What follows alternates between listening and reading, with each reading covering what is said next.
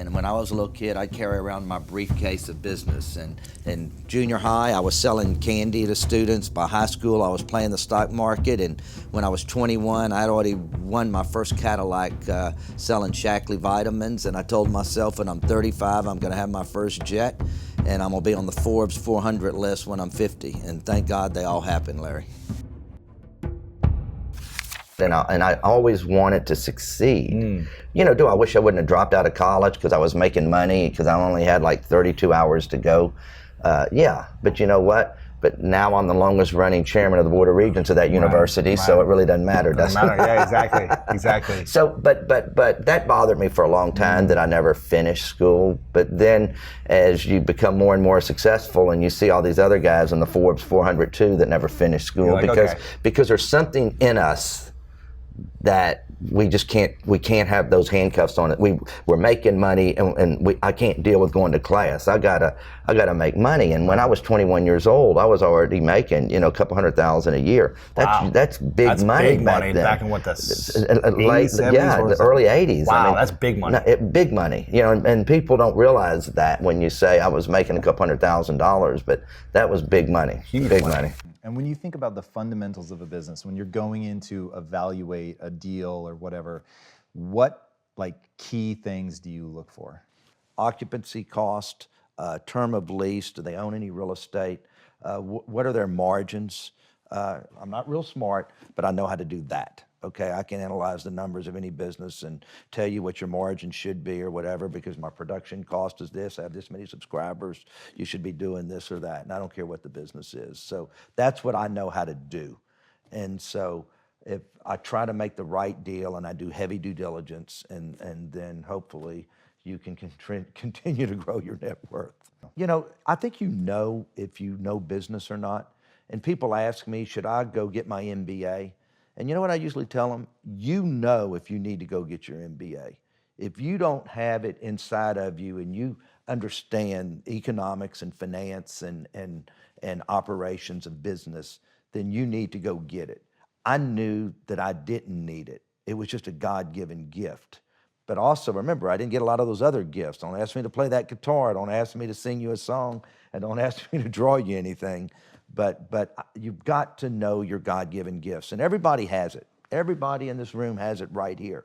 So do what you know was your God-given gift and find a way to use that as your path. This is the problem with college, and is that they teach you the theoretical side of everything for the person that's working for you, but it doesn't teach you to be the CEO, the practical side, and the young entrepreneur, whether you're trying to go up the corporate ladder or you are doing it your own. And it's just the simple things of know your numbers, okay? You've got to know your numbers. There are no spare customers. We're all in a consumer business.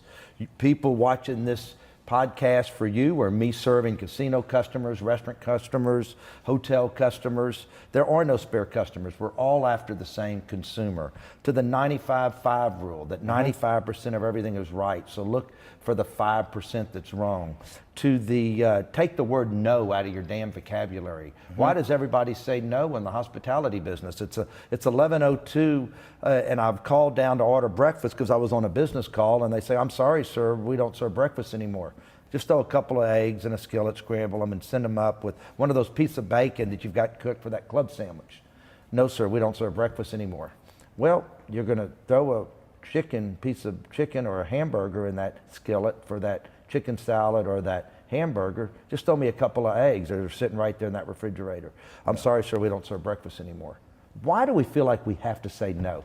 Yeah. Okay, so I try to live by, because I know I'm after that customer, there are no spare customers, that consumer, we don't tell our customer no, okay? And especially in LA, a lot of these super chef-driven restaurants, there's a restaurant in town that will only serve a steak medium rare. And I'm not gonna say who it is, I'm not ever gonna go after a competitor, but you're gonna tell me how to order your steak? Yeah. And that's part of the society today is we're not worried about hospitality anymore or service anymore. A lot of the most expensive hotels now are these minimalistic hotels where they don't have any service, they don't have anything. But I'm paying more for a room there than a 5-star hotel. The most expensive hotels now are not your 5-star hotels. they're minimalistic hotels that can't even get 2-star. Yeah. What happened to service and hospitality? Yeah. Even today, you know, and I came out yesterday, was number 140 on the Forbes list, 4.9 billion. I still get up every day and worry if that paddle is going to get my ass. Wow. Okay, and the day you stop worrying and you just spin freely, the paddle's going to get you, because you don't know what's going to happen. Is our government going to change to a socialist government? Is all of a sudden somebody going to come out and the millennials say we're never going to eat meat again? Right. You know, you just don't know. But we've seen some crazy things happen in our world and during my lifetime, and in your lifetime already. Yeah. So remember, I mean, I'm the one who grew up and you had one telephone in the house, and if you wanted to talk to your friends, you went to that telephone, and it was just a different world. It was just a different world.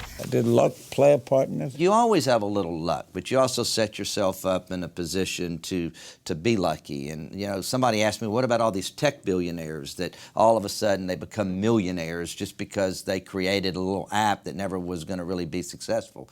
But you know what? They got lucky because a bigger company bought them, but they still set themselves up by being in the right place and creating something. Why should someone like myself or a business owner get a line of credit, get cash out, even if they're already thriving and doing well and they've got cash in the bank? What's the importance of that? Well, everybody does different things, and you got to do with what you're comfortable with. And I've always been comfortable with borrowing money, but that's also my success, because the world was created because of leverage finance. Okay, there's the reason that you had, you know, all the tech companies and the media companies and the great big casinos in Vegas, the things that cost billions of dollars. They had to raise a lot of money. You did it with leverage finance, with my good friend in California, Michael Milken, really came up with.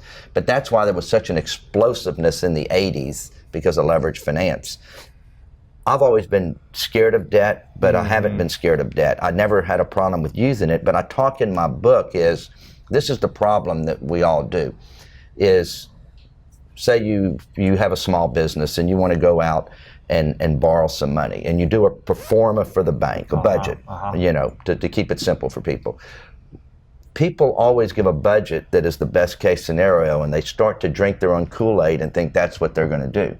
Well, one of the things the projections, here's where we're going to be in 3 years and 5 years. Or even next year. And what I've always done is I've done that for the bank, but even today, in a deal that I bought last week, I want a worst case scenario. Wow. The world's coming apart.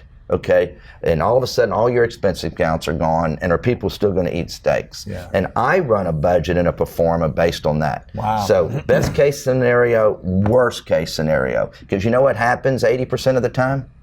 The worst case scenario. Really? Yes, that's just life. Right. And that's a tool that I've always used, because what happens is they give that to the bank or to whoever, and all of a sudden you start drinking your own Kool-Aid like that's easy to do. It's not easy to do. Being successful in business is not easy.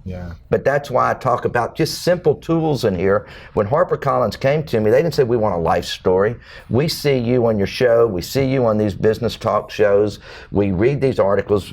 We want you to write about your tools, why you've never failed and you've made it through all these recessions. Whether you're a corporate person or you're an entrepreneur. Why did you get to go like this and never really went like this? Right. So. Also, people tell me that the restaurant business is the toughest business to run from afar. How can you run 18 restaurants? Well, I'll run 600. How can you? You know, it's systems and controls, and you've got to have a strong culture, and you've got to have a good HR department. And I've been successful because not only do I open up a lot of restaurants, I've bought a lot of restaurant companies because upstairs the management wasn't doing a good job. I mean, I've made myself, you know, understand IT, information technology, and I've just still made myself understand technology, even though I'm not a millennial. I try to at least know a little bit about every single department, even if I don't know it a lot. Just sitting down and say, you got to make me smarter on this. You got to help me through these steps because I don't get it.